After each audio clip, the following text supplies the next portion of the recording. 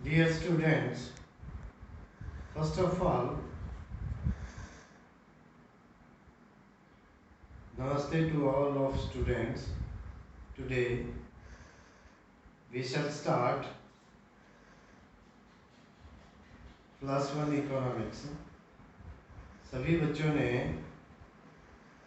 +1 economics की किताब VK publishers की किताब खरीदनी है तथा जो लेक्चर में आपको भेजता जाऊंगा उसको ठीक ढंग से समझ के आपने अपनी तैयारी शुरू करनी है। First of all, the first chapter is concept of economics and significance and of statistics in economics, यानी कि अर्थशास्त्र की अवधारणा। अर्थशास्त्र क्या होता है? अर्थ जमा शास्त्र। अर्थ शास्त्र दो शब्दों के मेल से बना है। अर्थ जमा शास्त्र, अर्थ का मतलब होता है धन, शास्त्र का मतलब होता है विज्ञान, इनके धन का विज्ञान। प्रत्येक मनुष्य के हर रोज आर्थिक क्रियाएं होती हैं। इन आर्थिक क्रियाओं को समझने के लिए हम अर्थशास्त्र का उपयोग करते हैं। तो अर्थशास्त्र हमारे जीवन में कितना उपयोगी है। नेक्स्ट, अर्थशास्त्र में हम आर्थिक क्रियाओं का अध्ययन करते हैं। अर्थशास्त्र में आर्थिक क्रियाओं का अध्ययन के बाद इसी चैप्टर में हम अर्थशास्त्र में सांख्यिकी के क्या अर्थ हैं और सांख्यिकी का क्या महत्व है, इसके बारे में चर्चा करेंगे। परंतु हमारी आर्थिक क्रियाएं कौन सी हैं, जैसे उपभोक्ता, उपभोग, निवेश, उत्पादक, बचत, ये सब हमारी आर्थिक क्रियाएं हैं। क्योंकि एक बच्चे से लेकर एक वृद्ध मनुष्य तक प्रत्येक व्यक्ति किसी न किसी आर्थिक क्रिया में लिप्त है। आर्थिक क्रिया में उपभोग, उत्पादन, वस्त्र, निवेश आदि क्रियाएं शामिल होती है। फर्स्ट ऑफ ऑल, उपभोक्ता कौन है? What is consumer? आपको ये समझ लेना बहुत जरूरी है। उपभोक्ता वह व्यक्ति है जो अपनी आवश्यकता की संतुष्टि के लिए वस्तुओं तथा सेवाओं का उपभोग करता है। इसलिए जितनी भी हमारी आर्थिक क्रियाएं हैं उसके बारे में हम आज डिस्कस करेंगे। तो लेट अस स्टार्ट। अर्थशास्त्र क्या है? अर्थशास्त्र का अर्थ मैंने आपको बताया कि अर्थशास्त्र में हमारे आर्थिक क्रियाओं का अध्ययन किया जाता है। जितनी भी हमारी आर्थिक क्रियाएं हैं, पहली आर्थिक क्रिया हमारी उपभोग है, उत्पादन है, बचत है, निवेश है। तो ये सबसे पहले हम डिस्कस करेंगे हु इज़ ए कंज्यूमर। उपभोक्ता वह व्यक्ति है जो अपनी आवश्यकताओं की संतुष्टि के लिए वस्तुओं तथा सेवाओं का उपभोग करता है। नेक्स्ट, उपभोग क्या है? ये हमारी आर्थिक क्रिया है। उपभोग वह क्रिया है जिसके द्वारा अपनी आवश्यकताओं की प्रत्यक्ष संतुष्टि के लिए वस्तुओं और सेवाओं की उपयोगिता मूल्य का प्रयोग होता है। वस्तु के उपयोगिता मूल्य का अर्थ है मानवीय आवश्यकताओं की संतुष्टि के लिए वस्तुओं और सेवाओं की अंतर्निहित क्षमता या गुण। मनुष्य की असीमित आवश्यकताएं हैं और सीमित साधन हैं।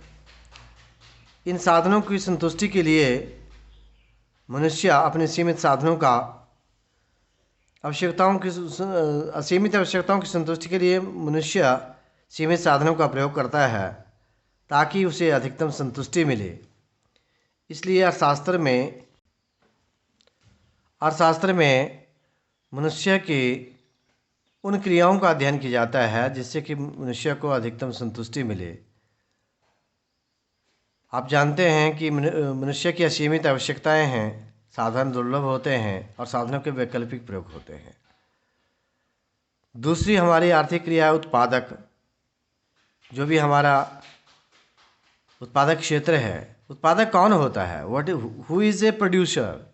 उत्पादक वह व्यक्ति है जो आय अर्जित करने के लिए वस्तुओं तथा सेवाओं का उत्पादन या बिक्री करता है। और उत्पादन क्या है? उत्पादन वह प्रक्रिया है जिसके द्वारा कच्चे माल को उपयोगी वस्तुओं में परिवर्तित किया जाता है।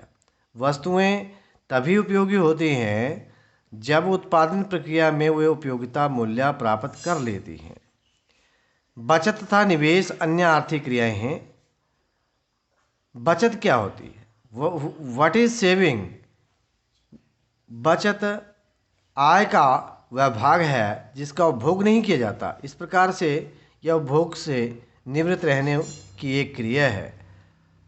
What is investment? निवेश क्या है? यह उन परिसंपत्तियों को खरीद पर किया गया व्यय है जो हमें आय प्रजनन में सहायता देता है। अतएव उपभोक्ता, उत्पादक, बचतकर्ता और निवेश करता है। हम सभी विभिन्न आर्थिक क्रियाओं में संलग्न हैं। आर्थिक क्रियाओं में उपभोग, उत्पादन, बचत, निवेश तथा अन्य कई सम्मिलित होते हैं। आर्थिक क्रिया, ये आपने अब शब्द सुना कि व्हाट इज इकोनॉमिक एक्टिविटी? हमारी आर्थिक क्रिया है। आर्थिक क्रिया की परिभाषा क्या हो सकती है? आर्थिक क्रिया वह क्रिया है जिसका संबंध दुर्लभ साधनों के प्रयोग से है। आवश्यकताओं की तुलना में साधन सदैव दुर्लभ होते हैं। अनुमान कर लगाएं कि धरती पर आप सबसे अधिक धनी हैं, फिर भी समय के एक निश्चित बिंदु पर जो आप चाहते हैं वह प्राप्त नहीं कर सकते। इसका अर्थ है कि आपकी आवश्यकताओं की तुलना में आपके साधन दुर्लभ होते हैं। इसलिए आधुनिक अर्थशास्त्र के प्रतिपादक अल्फ्रेड मार्शल के अनुसार विभिन्न आर्थिक क्रियाओं में लगे होने के कारण हम जीवन का सामान्य व्यवसाय निभा रहे हैं।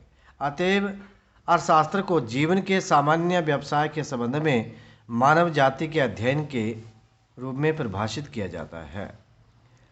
दुर्लभता, नेक्स्ट इज दुर्लभता आर्थिक समस्या तथा अर्थशास्त्र की अंतर्भावना है। यानी कि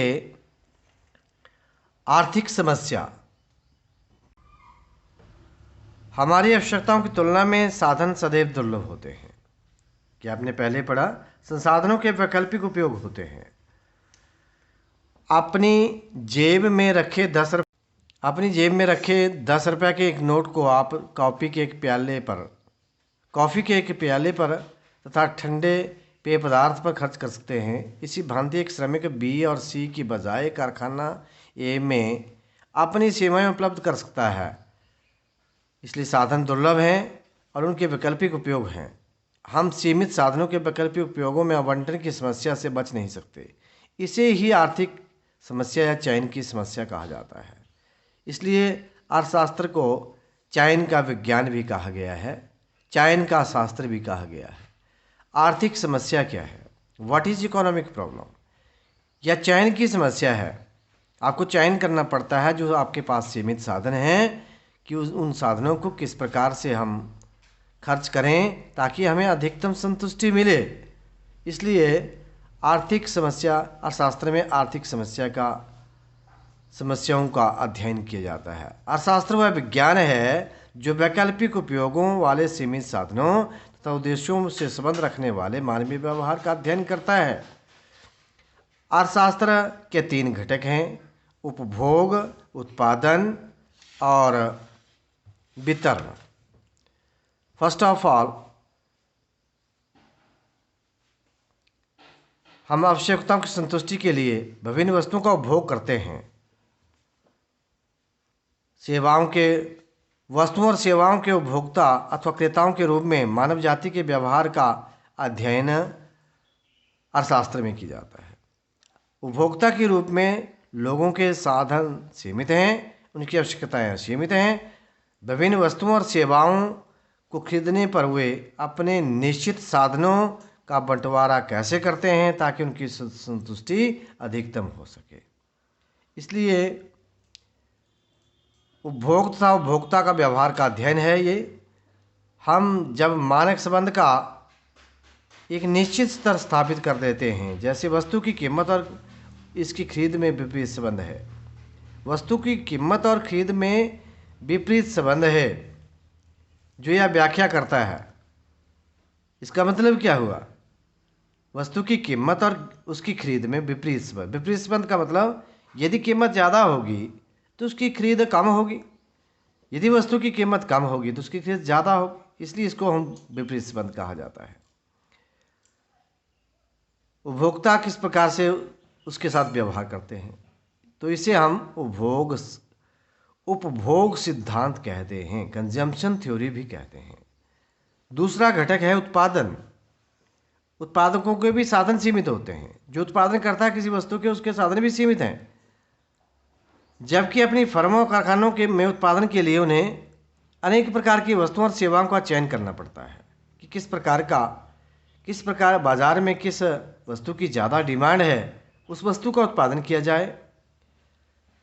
तो इन ऐसे संयोगों का चयन करना पड़ता है, और इस वस्तु का उत्पादन करने से हमें कितना लाभ होगा, इसके ऊपर कितना खर्च आएगा, कितनी लागत होगी।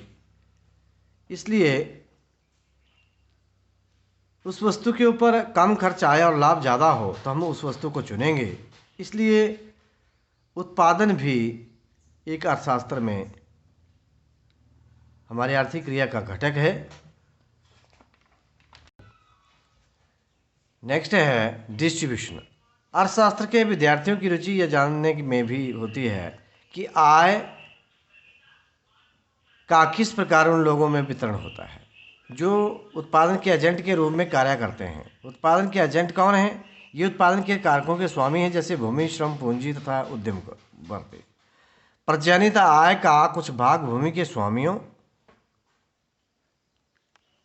को लगान के रूप में जाता है, एक भाग श्रमिकों को, एक भाग पूंजी के स्वामियों को और एक भाग उद्यमियों को लाभों के रूप में जाता है। ऐसे आर्थिक सिद्धांत कौन से हैं जिनके आधार पर उत्पादन के कारकों के स्वामियों के बीच आय का वितरण होता है? ऐसे अध्ययन को ही अर्थशास्त्र में वितरण का सिद्धांत कहा जाता है।